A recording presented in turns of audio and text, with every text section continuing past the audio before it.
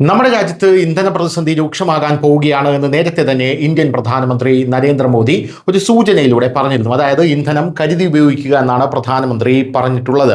ഇപ്പോഴിതാ ഇന്ധനം നിഷേധിക്കുന്ന പെട്രോൾ പമ്പുകൾക്കെതിരെ സർക്കാരിന്റെ കർശന നടപടി വരുന്നു എന്നുള്ള റിപ്പോർട്ടുകൾ പുറത്തു വരികയാണ്.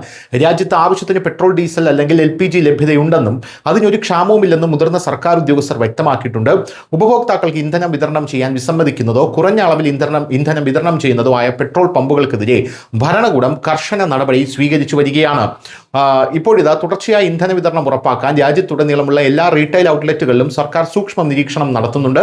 കൂടാതെ എണ്ണ വിപണന കമ്പനികളുടെ ശുദ്ധീകരണശാലകളിലേക്ക് അസംസ്കൃത എണ്ണയുടെ തടസ്സമില്ലാത്ത വിതരണം ഉറപ്പാക്കുന്നതിന് റഷ്യയിൽ നിന്നുള്ള എണ്ണ ഇറക്കുമതിയും മാറ്റമില്ലാതെ നിലനിർത്തിയിട്ടുണ്ട് എന്നുള്ളതാണ് പ്രധാനപ്പെട്ട കാര്യം.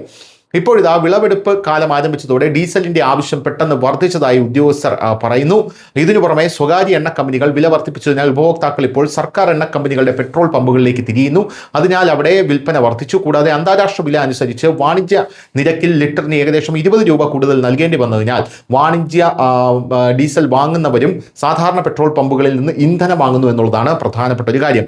മറ്റ് രാജ്യങ്ങളെ അപേക്ഷിച്ച് ഇന്ത്യയിൽ വളരെ കുറഞ്ഞ വിലയാണ് എന്നുള്ളതാണ് മറ്റൊരു കാര്യമെന്ന് പറയുന്നത്.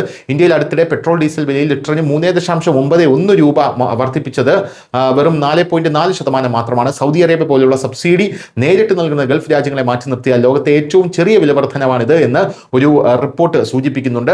അന്താരാഷ്ട്ര വിലവർദ്ധനവിന്റെ മുഴുവൻ ഭാരവും 76 ദിവസത്തേക്ക് സർക്കാർ ഉടമസ്ഥതയിലുള്ള എണ്ണ കമ്പനികൾ വഹിച്ചുവെന്നും നിലവിലെ 3.91 രൂപ വർധനവ് അസംസ്കൃത എണ്ണയുടെ വർദ്ധിച്ച വിലയുടെ ഒരു ചെറിയ ഭാഗം മാത്രമാണെന്നും ഇന്ത്യൻ ഓയിലും വെളിപ്പെടുത്തുന്നുണ്ട്. News desk Malayalam.